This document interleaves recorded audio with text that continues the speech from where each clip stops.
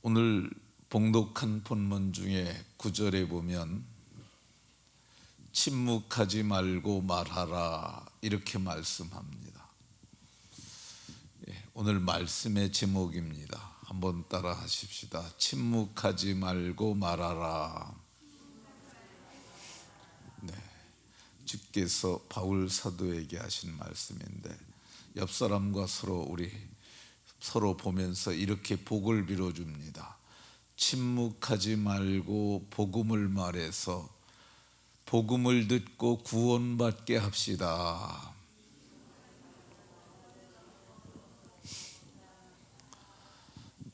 침묵하지 마시고 복음을 말해서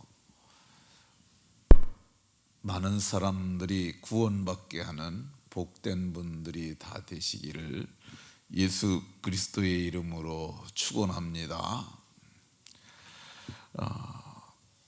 영국 잠언에 침묵은 금이요 웅변은 은이다 이런 말이 있습니다. 근데 저는 이 말이 그렇게 훌륭한 말 같지가 않아요. 말을 하지 않으면 엄청 답답합니다. 그렇잖아요. 부부 싸움을 하고 말을 하지 않으면 많이 답답할 수 있죠. 말을 하지 않으면 내 뜻이 저에게 전달되지를 않아요. 말을 하지 않으면 이 경제적으로도 큰 손실도 올 수 있어요.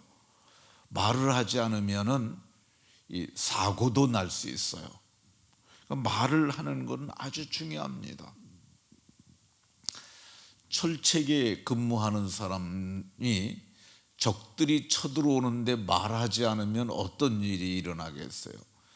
6.25 때와 같은 일들이 일어날 겁니다. 일상에서도 말을 해야 의사 전달이 됩니다. 성경은 이 경우에 합당한 말은 은쟁반의 금사가라고 아주 이렇게 경우에 합당한 말이 참으로 아름다울 수 있음을 말합니다.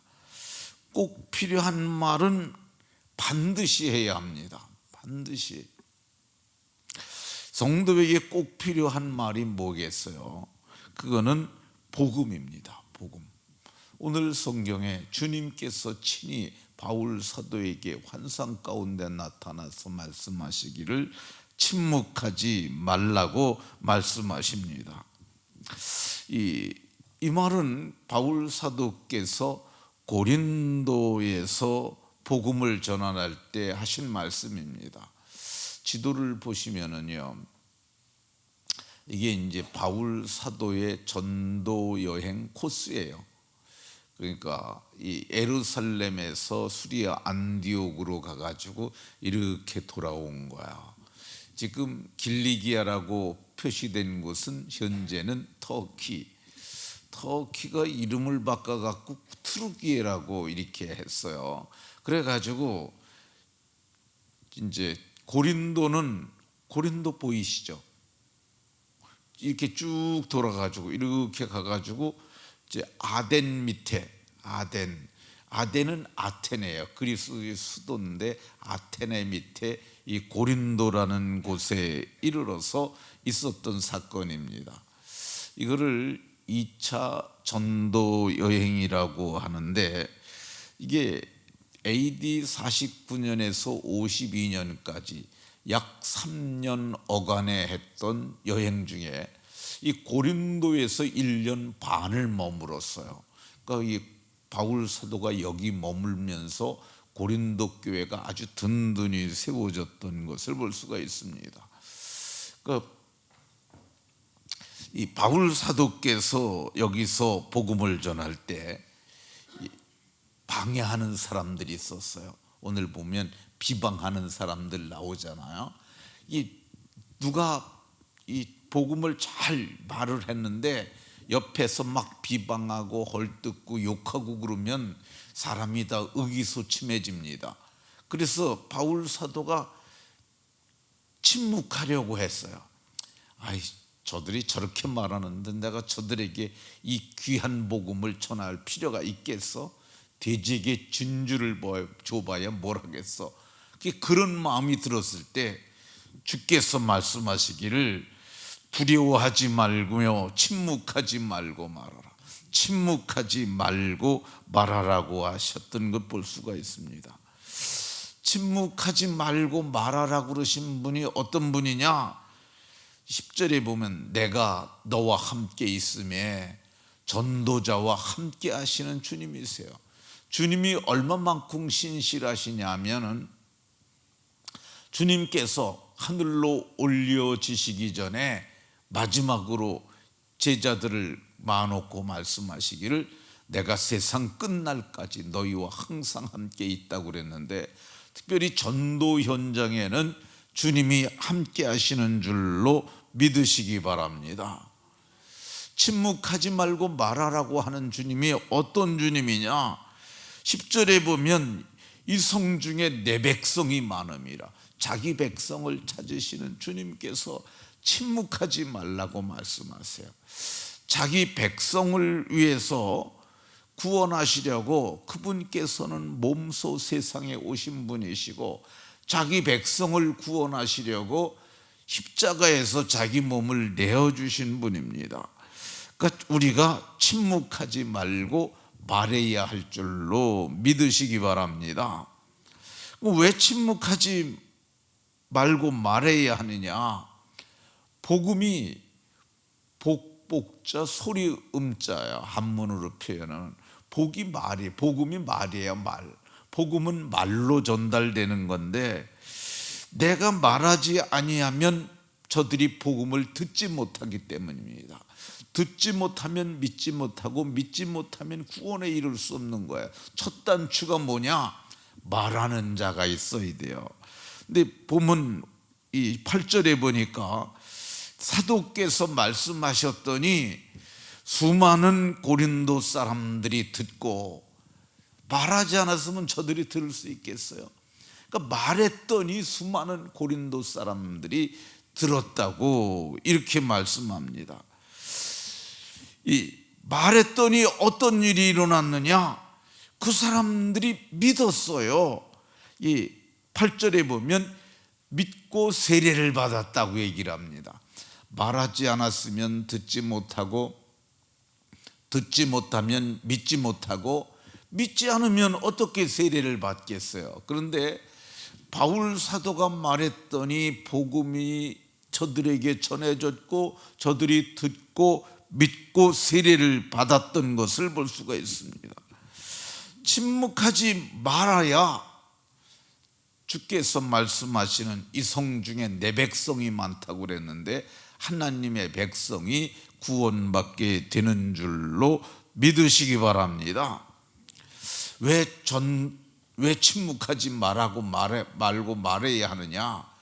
하나님이요, 우리가 말하는 거에 따라 역사하시기 때문에 그렇습니다. 지금 우리가 사도행전 보고 있는데요, 12절에 보면 베드로 사도께서 고넬료의 집에 갑니다. 근데 고넬료의 집에 가서, 시간이 많이 들으니까 그냥 결론만 얘기할게요. 내가 말을 시작할 때 그때 성령께서 임하시기를 처음 우리에게 하신 것과 같이 하는지라. 그러니까 말을 할 때 성령께서 역사했다고 얘기를 합니다. 그러니까 말하지 않았으면 성령도 역사하실 수 없는 거예요. 그러니까 하나님이 우리에게 우선권을 줬어요. 네가 말하면 내가 역사하겠다. 하나님께서, 그러니까 우리가 말하지 않으면 성령도 역사하실 수가 없는 거예요. 그러니까 우리가 복음을 전할 수 있는 이게, 우리는 부담스러워할 수 있잖아요. 그리고 우리가 오히려 좀 의기소침할 수도 있어요. 그런데 이게 우리가 그걸 짐으로 생각할 것이 아니라 이거는 내게 기회다, 이렇게 생각해도 됩니다. 그러니까 베드로 사도가 말을 하니까 성령께서 그렇게 역사하셨다고 이렇게 말씀하는 걸 볼 수 있습니다. 그러면은 침묵하지 말고 뭘 해야 될까? 무슨 말을 해야 될까? 4절에 보면 바울이 회당에서 강론했다고 그럽니다. 그 고린도 아까 그 지도 한번 띄워보세요. 지도, 그 지도를 보시면은 그 아테네 밑에 거기 있잖아요. 거기 고린도가 있잖아요. 그런데 그때 당시에 고린도가 굉장히 큰 땅이에요. 그런데 거기에 회당이 하나밖에 없었다고 그럽니다. 근데 지금 바울 사도께서 이렇게 돌아온 거리를 그걸 계산을 한 사람이 있는데 계산을 해보니까 5,600km라고 그래요.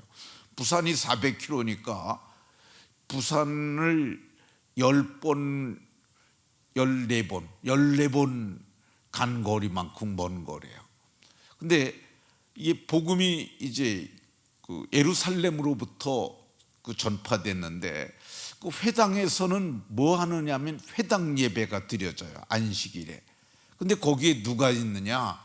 디아스포라들이 거기 가서 저는 거야. 그러니까 이게 거기서 바닷길로도 그 다녔지만 대부분 육상으로 이렇게 간 거예요. 그러면은 이게 육상으로 간다 그러면은 거기가 아마도 3,000km 거리는 가까이 될 거야. 근데 그렇게 많이 멀리 가서 거기 회당이 한 개 있었는데 거기에 누가 있었느냐? 유대인들이 있었고 헬라인들이 있었는데 그럼 거기서 강론을 했다고 그러는데 뭘 말을 했느냐? 5절에 보면 예수는 그리스도라, 예수는 그리스도라 이렇게 말을 했다고 그럽니다. 그러니까 예수님은 하나님의 그리스도, 곧 메시아라는 뜻이죠. 그리스도는 헬라 말이고 메사이아는 그건 히브리어예요.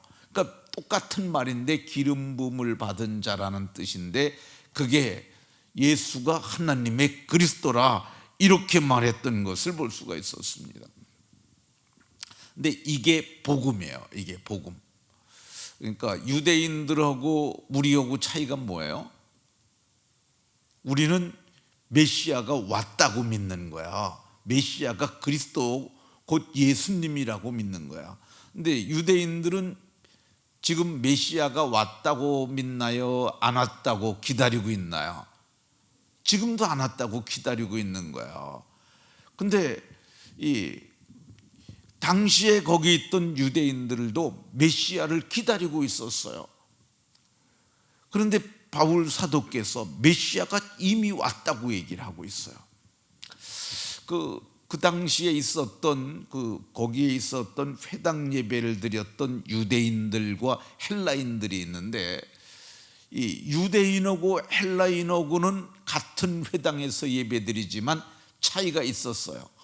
무슨 차이가 있었느냐면 유대인들은 할례를 받았는데 이방인들은 할례를 받지 않았어요. 그러니까 그 회당 공동체 안에서도 유대인하고 헬라인들은 그래서 헬라 사람들은 좀 차별된 온전치 못한 유대교를 믿고 있었던 거야. 그런데 바울 사도께서 예수님이 그리스도라고 그러니까 이게 똑같아지는 거예요. 유대인하고 헬라인하고. 그거를 로마서 3장 22절에서 선명하게 말하고 있는데요. 모든 믿는 자들에게 예수 그리스도를 믿음으로 말미암아 모든 믿는 자들에게 미치는 하나님의 의인이 차별이 있다 없다? 차별이 없다는 거예요. 그러니까 유대인들은 우리가 쟤네들하고는 우리가 더 우월한 그러한 사람들인 줄 알았는데 차별이 없다고 그러네. 근데 반면에 헬라인들은 뭐라고 그러겠어요? 야, 우리는 아무리 해도 유대교에 다녀도 이게 유대인처럼 될 수 없는 줄 알았는데 그리스도가 오시면 똑같아지는 거네. 예수 그리스도를 믿음으로 말미암아 모든 믿는 자들에게 미치는 하나님의 의니까 차별이 없다고 그랬으니까 야, 나도 이제는 당당히 하나님 앞에 설 수 있는 의를 얻게 되었네. 이렇게 되는 거죠. 그러니까 믿음으로 말미암는 의가 하나님 의인은 의로운 건 뭐냐면요, 죄인들은 하나님 앞에 못 서요. 하나님 앞에 당당히 설 수 있는 의인이 됐다는 이 복음을 전한 거예요. 이거를 강론이라고 그래요. 바울 사도께서 무슨 말 했느냐? 예수는 그리스도라고 밝히 증언했을 뿐만 아니라 이 바울 사도는 4절에 보면은 헬라인은 유대인과 헬라인을 권면하니라. 이 권면이 그러니까 이제 강론은 이렇게 많은 사람을 두고 말하는데 그 권면도 개인적으로도 할 수 있고 이렇게 할 수는 있어요. 근데 그게 뭐냐면은 이 권면이 뭐냐면 자꾸 권하는 거야. 이제 그분이 오셨으니까 그분만 믿게 되면 믿음으로 말미암아 의롭다가 되니까 마음으로 믿으십시오. 근데 잘 안 믿으니까 자꾸 믿으라고 설득을 하는 거야. 권면은 설득을 해서 저들을 납득시키는 거야. 이게 권면입니다. 그러니까 오늘 우리가 복음을 전하잖아요. 근데 전하면 우리가 말하는 대로 그들이 다 따라옵니까? 제가 어제 어떤 분하고 점심 같이 먹으면서 얘기를 했는데 전에 교회 다녔던 분인데도 불구하고 말을 잘 안 들어요. 근데 그래도 자꾸 권하는 거죠. 여러 말로 권하는 거죠. 이 바울 사도께서도 그렇게 했어요. 근데 왜 말 안 듣냐? 그 마음의 뿌리가 지옥까지 내려가 있어요. 이게 권면은 지옥까지 들어간 그 마음의 뿌리를 흔들어 갖고 뽑아내는 거야. 그러니까 쉽지 않죠. 근데 이거를 뽑힐 때까지 하는 거야. 그냥 내버려 두게 되면은 이빨이 뽑아 보신 적 있잖아요. 이게 뽑힐 때까지 해야지. 그거 그냥 어렸을 적에 이빨 뺄 때 그거 좀 아프다고 내버려 두면 그거 못 빼요. 그거 끝까지 아주 단호하게 용기를 내고 힘을 내서 그렇게 해야 합니다. 바울 사도께서 침묵하지 말아라고 침묵하지 말고 말하라고 그래서 말했더니 어떤 일이 일어나느냐? 수많은 고린도 사람들도 듣고 믿어 세례를 받더라. 듣고 믿어서 세례를 받게 됐어요. 침묵하지 않고 말했더니 어떤 일이 일어났느냐? 1년 6개월 동안 거기서 그들 가운데서 하나님의 말씀을 가르쳤더니 그 교회가 든든히 세워졌어요. 그래서 성경에도 보면 든든히 교회가 세워졌는데 바울 사도께서 그 교회를 위해서 고린도 교회를 위해서 편지를 2번이나 써요. 그래서 고린도 전서도 있고 고린도 후서도 있어요. 아테네 가서도 복음을 전했어요. 근데 아테네 전서, 아테네 후서 그런 거 없잖아요. 근데 여기서 1년 반 동안 있으면서 이 교회를 든든히 세웠던 것을 볼 수가 있습니다. 그러니까 우리가 이렇게 복음을 전하면 하나님께서 기뻐하셔서 우리에게 복을 주십니다. 어떤 복 주시냐? 오늘 10절에 보면 내가 너와 함께 있음에 하나님께서 우리와 함께 하세요. 그리고 하나님께서 환상으로 저들에게 나타나시기도 하시고, 복음을 전하면 어떻게 하시느냐? 10절에 보면 하나님께서 저들을 보호하셔서 너를 해롭게 할 자가 없을 것이니, 그러니까 복음을 전하면 하나님이 우리를 보호해 주시고요. 이 복음을 전했더니 수많은 사람들이 믿게 되고요. 복음을 전하는 자들에게 다니엘서에 보면 다니엘은 그 사람들은 많은 사람들을 옳은 대로 돌아오게 한 자는 별과 같이 영원토록 빛나리라 이렇게 말씀하셨어요. 이거 누구한테 하는 말이에요? 복음 전하는 자들에게 복음을 전하면 이 별처럼 빛난다고 얘기를 해요. 우리가 스타라고 그러진 말했잖아요. 우리가 스타가 되는 거야, 천국에. 그러니까 나는 천국의 스타가 되련다. 그리고 열심히 복음을 전하시기 바랍니다. 예수님께서는 이렇게 복음을 전한 사람들, 그래서 이 모든 믿는 자들에게 차별이 없는 의를 얻은 자들에게는 해와 같이 또 빛나리라고, 사람들이 쳐다볼 수 없을 정도로 그렇게 빛나리라고 말씀합니다. 전도 열심히 했던, 이미 하늘나라에서 해처럼 빛나고 계실 한 분 제가 얘기를 하겠습니다. 황수관이라고 하시는 분인데, 이미 이분은 영광에 들어가신 분인데, 이분이 쓴 책 중에서 아멘 약 주세요 이런 책이 있습니다. 그 아멘 하면은 건강해진다는 말이죠. 아멘 약 주세요. 근데 이분이 지방대 교수로 있었습니다. 그런데 교수 세미나에 다녀오라고, 그래서 교수 세미나를 춘천으로 가게 됐는데, 가려고 짐을 싸는데 성령께서 전도지도 같이 가서 전도도 해라 그런 마음을 주시니까 전도지를 챙겨가지고 짐을 싸가지고 갔어요. 그런데 그 세미나 하는 과정에서 까맣게 잊어버리고 전도지 한 장도 못 주고, 그리고 경춘선 열차를 타고 오는 거야. 가방을 뒤적거리다 보니까 전도지가 나오는 거야. 전도지 한 장도 못 주고 그러고 그냥 이러고 가네, 그러고 있는데 마음이 좀 그런 거예요. 근데 이렇게 뒤에서 보니까 자기하고 같이 그 그룹 토의를 했던 연대 교수가 저 앞에 앉아 있는 거예요. 근데 자기는 지방대 교수인데 연대 교수한테 가서 말하기가 좀 그래서 할까 말까. 그리고 근데 전도를 하려고 그러는데 그분이 원래 농고 출신이래요. 난 농고 출신이다가 지방대 교수인데 저분은 연대 교수인데 내가 가서 전도하다가 망신이나 당하는 건 아닐까 망설이다가 그래도 한 장이라도 하고 돌리고 가야지. 그래서 일어나서 갔다는 거야. 가가지고 보니까 마침 자리가 비어 있어서, 교수님 저 황 교수입니다. 그랬더니 어쩐 일이세요? 제가 여기 좀 앉아도 될까요? 앉으시라고.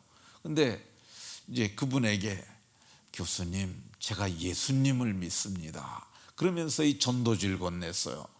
그랬더니 얼굴을 빤히 쳐다보면서 무한할 정도로 쳐다보더래요. 그러면서 하는 말이, 나 교회 집사입니다 그러더라는 거야. 자기가 그래, 속으로 그랬다는 거야. 성령님도 무심하시지 어떻게 전도지 마지막으로 한 장 돌리는데 집사를 만나게 하셨냐고. 근데 그 집사님이, 연대 교수가 집사님은 참 이렇게 전도지도 돌리시고 참 훌륭하시다고 그러면서 이런 얘기 저런 얘기 하면서 이제 와서 청량리에서 내리는데, 그때 그 연대 교수가 그랬다는 거야. 내리기 전에, 교수님 혹시 연대에 와서 강의하고 싶은 생각은 없으시냐고. 연대 좋지요. 근데 나 같은 사람이 어떻게 연대를 가겠느냐고 그랬더니, 이번에 의대에서 교수를 뽑으니까 그때 내가 연락을 주면은 그때 이 서류를 한번 내보시라고, 내가 힘이 좀 될 수 있을지도 모른다고. 근데 얼마 있다가 진짜 전화가 온 거야. 서류를 좀 내라고. 그래가지고 이 자기가 뭐 되든 안 되든 한번 서류 내보자고 서류를 넣는데, 거기서 연대 교수로 임용하겠다고 연락이 온 거야. 그래서 그분이 연대 교수가 된 거야. 그분이 나중에 그 아멘약에다 뭐라고 썼느냐면, 그 전도지가 하나님의 추천장이 돼서 내가 연대 교수가 됐다, 그런 얘기를 하고 있어. 그러니까 이게 내가 입을 열어 말하면은 역사가 일어나고, 입을 열어 말하지 않냐면 안 일어날 수 있습니다. 그러니까 이번에 우리가 이번 기회를 마련했잖아요. 그러니까 이번이 기회다 이런 생각을 하시고, 그래서 오늘도 입을 열어 말함으로 사람들을 구원에 이르게 하는 복이 있으시기를 예수 그리스도의 이름으로 축원합니다.